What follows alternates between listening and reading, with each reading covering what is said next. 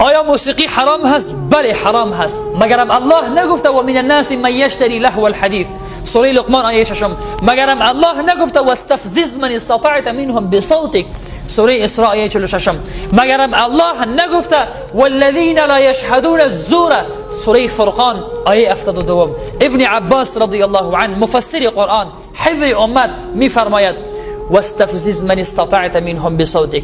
معارف القرآن می آورد در زیر آیت میگوید صدای موسیقی صدای شیطان هست. آیا کدام روز شما دیدین که شیطان صدا بکنه بگه این صدای ما هست؟ آیا کدام روز شیطان خودش اعلان کرده که صدای ما هست؟ نه خیر، قرآن بر ما میفرماید، قرآن بر ما اعلان میکنه، میگه صدای شیطان هست، موسیقی صدای شیطان هست. الله سبحانه و تعالی میفرماید و من الناس من یشتری لهو الحدیث. بعضی انسان ها من تبعیضیه هست، خصوصیاتشان اینه که لهو حدیث را میخرن، پول میدهن، سازنده را از جاهای دور میآورن، تمام شب گرد اونها مردم را جمع میکنن و بر اینها پول خود را مصرف میکنن. پول میده از کامپیوتر موسیقی را خریداری میکنه، پول میده توسط آنها آلات موسیقی را میخرن. قرآن چقدر زیبا میگه، قرآن چقدر شفر زیبا را برای ما بیان میکنه و در آخر آیه میگه اولئک لهم عذاب مهین، برشان عذاب درناک هست برای اشخاص. الله سبحانه و تعالی رحم بکنه برای امت مسلمه. امروز ما در موتر میشنیم صدای موسیقی هست، امروز ما در هتل هستیم صدای موسیقی هست، امروز ما در راه میریم صدای موسیقی هست، امروز موبایل های جوانای عزیزمان تماما بالاخره موسیقی هست. بعضی ها را گفتن نمیتوان. حدیث صحیح بخاری شریف هست که پیغمبر صلی الله علیه و سلم میفرماید لیکونن من امتی اقوام یستحلون الحر والحریر والخمر والمعازف. بعد از من، از امتان من، اقوام پیدا می شود که 4 چیز را به خود حلال می گردانند. ابریشم را به خود حلال می گردانند، زنا را به خود حلال می گردانند، ساز و سرود را به خود حلال می گردانند و شراب را هم به خود حلال می گردانند. در اینجا 4 چیز ذکر گردید و 4 چیز هر 4ش حرام گردید. اما اینجا محدثین میگوید گناهی که زنا داره موسیقی داره، گناهی که شراب داره موسیقی هم اون گناه را داره. الله سبحانه و تعالی بالای ما رحم بکنه. این حدیثی هست که 5590 شماره این حدیث هست، هر کسی میخواد به این رجوع بکنه و این را ببینه. حدیث بخاری شریف است که رسول الله صلی الله علیه و سلم گفته هست، در این هیچ شکی نیست. الله سبحانه و تعالی وقتی یک حکم را کرد بر ما اختیار نیست. و ما کان لمؤمن ولا مؤمنه اذا قضى الله ورسوله امرا ان يكون لهم الخيره. برشان کلام اختیاری نیست، حکم الله هست، بس حکم الله بالای دیدی ما، حکم رسول بالای دیدی ما. عمر ابن عبدالعزیز رحمه الله میفرماید آغاز موسیقی شیطان هست، انتهایش غضب رب العزت والجلال هست. حسن بصری رحمه الله میفرماید اگر در عروسی که موسیقی بود اجابت دعوت در اون نشوه، کسی در اون اشتراک نکنه، برازو جواب رد بدهد. همچنان نحاس رحمه الله میفرماید موسیقی به اساس قرآن و سنت ثابت هست که حرام هست. تبری رحمه الله میفرماید علمای تماما امت مسلمه، علمای تماما اسلام اجماع به این داره که موسیقی حرام هست، قطعا حرام می باشه. عزیزان گرامی، امام ابو حنیفه رحمت الله علیه، اینجا میخواهم اقوال 4 ائمه بزرگوار براتون هم اشاره بکنم. امام ابو حنیفه رحمت الله علیه میگه شخصی که موسیقی میشنوه او فاسق هست، شهادت وی قبول نمی شود. امام مالک رحمه الله میفرماید کسی که موسیقی میشنوه او بیعقل هست و اجماع امت به این که علما صلحا برای جنازه و اشتراک نکنه.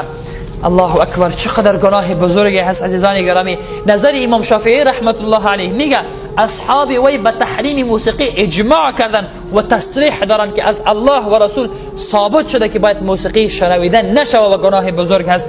نظر امام احمد بن حنبل اینه که عبدالله پسر وی پرسان میکنه و همون نظر امام مالک رحمه الله اشاره میکنه، میگه بیعقلا ای کار میکنه، کسانی ای کار میکنه که از راه الله و رسول منحرفن، بیعقلن و صلحای امت نمیتوانند به جنازه و اشتراک بکنند. حدیث پیغمبر صلی الله علیه و سلم هست صوتان ملعونان، صوت مزمار عند نعمه و صوت عند مصیبه. 2 صدا را الله سبحانه و تعالی لعنت کرده، صدای موسیقی و صدایی که در وقت مرگ و موت بلند می شود. عزیزان گرامی، وقتی صدایی را که الله لعنت کرده باشد تو چطور را در جیب خود نگاه میکنی؟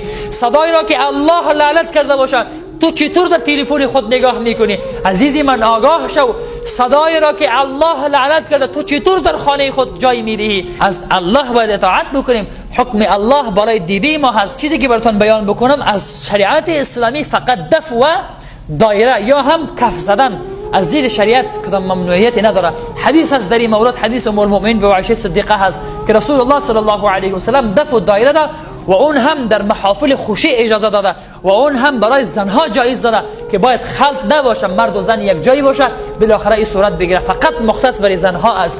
عزیز من بیدار شو، امروز دنیای ما پیشرفت کرده، کسی دایره را اصلا سلام نمیته، در دکانها بالای از او خاک نشسته، رنگهایشان رفته، با او کسی پول نمیده، او را کسی نمیخره. امروز خیلی پیشرفته شده تا ساز و سرود نباشه، تا دیک نباشه که تمام انسان ها را بالاخره شب از خواب بیدار بکو، تمام انسان ها را به گوش اونها موسیقی را برسان، بالاخره هیچ دل انسان قرار نمیگیره. صدایی که صدای شیطان باشه. چرا در خانه هایتان جای میدهید؟ چرا در جیب هایتان جای میدهید؟ چرا در تلفن های خود جای میدهید؟ چرا در پوشه های مخفی جایگزین میکنید؟ اونها را دلیت بکنید تا الله و رسول شما خوشحال شود. محترمان عزیز، جوان عزیز، اگر اینجا هستی صدای مرا میشنوی، اگر در هر جای هستی، این مال فعلا فی الحال وقتی از این مسجد خارج شدی داخل تلفنت شو، همه چیزایی که مزخرف است بشو، الله را ازت خوشحال بساز. اگر در کامپیوترت هست، در هارد دیسکت هست، در مموری کارت هست، بالاخره در هر حافظه‌ای که وجود داره حفظش پاکش بکن، حذف. اگر در قلبت وجود داره، در ذهنت وجود داره، ترکش بکن تا الله ازت راضی شود. اگر قبلا انجام میدادی نمیفهمیدی. آیات ها را برات مطالعه کردم، خواندم، احادیث را برات خواندم، گناهش را برات بیان کردم، من موظف بودم برات بیان کردم. آره توبه بکن و از الله اطاعت بکن. اگر قبلا نمیدونستی الله تو را میبخشه.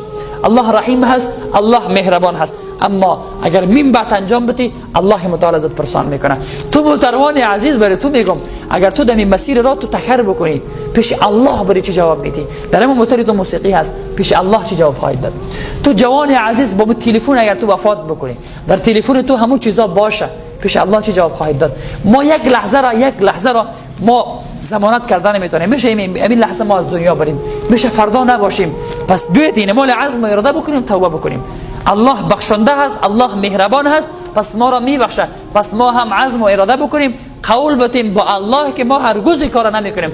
یا الله این قدر گناه دارم من دیگه انجام نمیدم. بیاید عزم و اراده بکنیم.